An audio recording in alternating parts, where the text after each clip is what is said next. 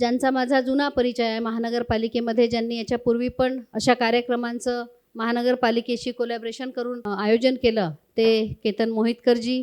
माझ्या प्रभागात राहणारे, माझा महानगरपालिकेचा जो प्रवास आहे त्या प्रवासाचे साक्षीदार, माझे गायडन्स, ज्यांनी मला गायडन्स केलं कायम.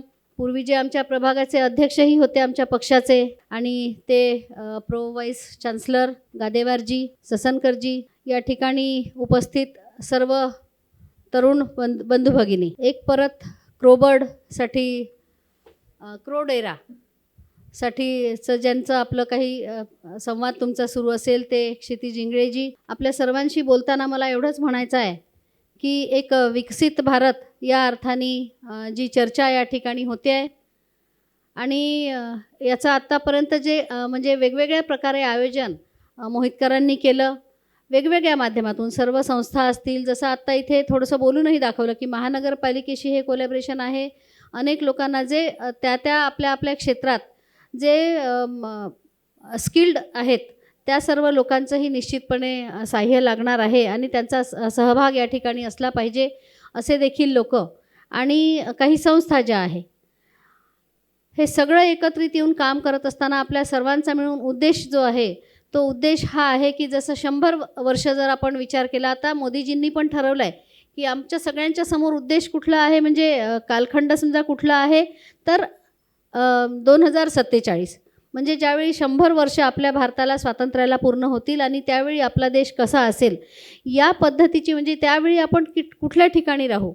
एक विश्वगुरू म्हणूनची म्हणजे संकल्पना आहेच आहे, पण हे विश्वगुरू राहत असताना आपण सायंटिफिकली सुद्धा कुठे राहणार आहोत. आपल्या प्रत्येकाचा GDP समजा आपल्या इथला म्हणजे कसा राहणार आहे, किती अधिक राहणार आहे, या सगळ्या गोष्टींची जर चर्चा करायची असेल आणि निश्चितपणे हे ध्येय जर आपल्याला गाठायचं असेल, तर सर्वात खऱ्या अर्थाने सर्वप्रथम मोदीजींच्याच माध्यमातून सुरू झालेलं आणि तत्पूर्वीही निश्चितपणे होतं, पण ज्याला एक वलय ज्यावेळी मिळालं आणि जे ताकदीने सुरू झालं ते स्टार्टअप निश्चितपणे आपल्या सर्वांच्या माध्यमातून ते सुरू होतं आहे.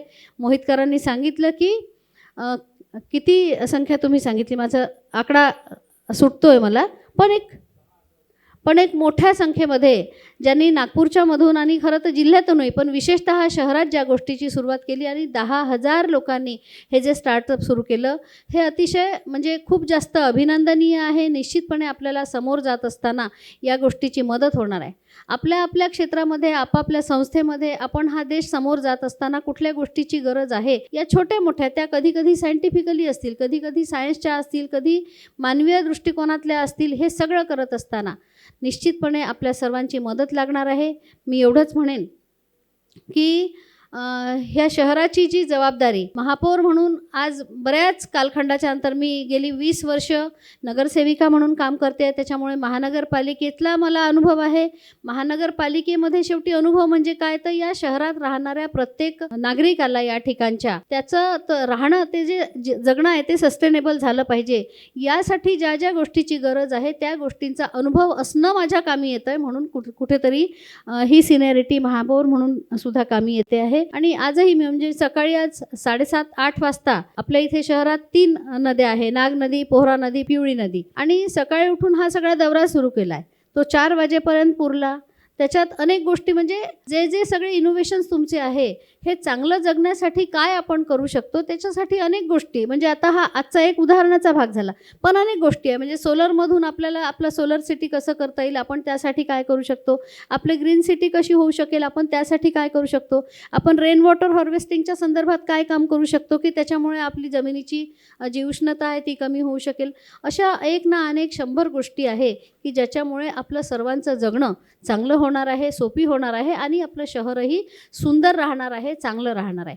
प्रश्न अनेक आहे. मी इथे आज उभी राहिली म्हणून कुठल्या जादूच्या कांडीचा विषय निश्चित नाही. मला माहिती आहे गेली अनेक वर्ष अनेक लोक या पदावर, किंबहुना महानगरपालिका, किंबहुना शहर चांगलं व्हावं यासाठी आपापल्या ताकदीने खूप मोठ्या प्रमाणात काम त्यांनी केलं आहे. आणि तरीसुद्धा प्रश्न संपले असं नाही, कारण प्रश्न नवे तयार होणार आहे. आणि म्हणून हे सगळं करत असताना कुठली एखादी संस्था, कुठली एखादी व्यक्ती, सगळे नगरसेवक असं होणार नाही. तर खऱ्या अर्थाने या शहरातील जी जनता आहे ती जेव्हा सोबत येईल तेव्हा हे होणार आहे. आणि या शहरातील शहरातील जनतेला जर समजवायचं सांगायचं असेल तर निश्चितपणे खऱ्या अर्थाने तुमची मदत लागणार आहे. हा प्रोपगंडा तुमच्या माध्यमातून होणार आहे.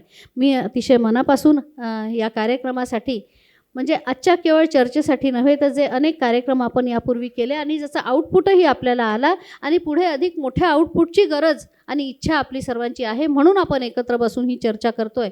मी आपल्या सर्वांना अत्यंत मनापासून खूप खूप खूप शुभेच्छा देते.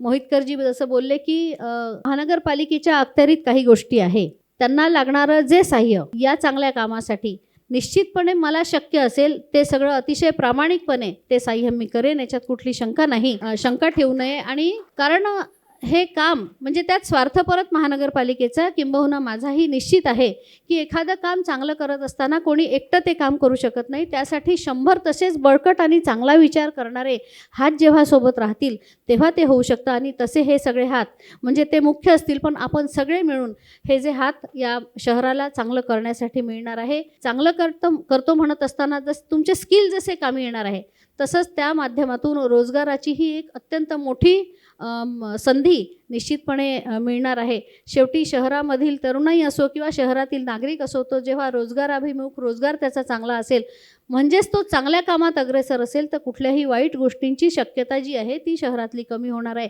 या अर्थाने सुद्धा मी आपलं सर्वांचं अत्यंत मनापासून स्वागत करते आणि आपल्याला सर्वांना शुभेच्छा देते. मी थोडं उशिरा आली आहे. सतत खरोखरीच म्हणजे सांगण्यापुरतं नाही, अगदी खरोखरच खूप टाईट असं शेड्यूल चालू आहे आणि त्याच्यामुळे आपल्या सर्वांना शुभेच्छा देते.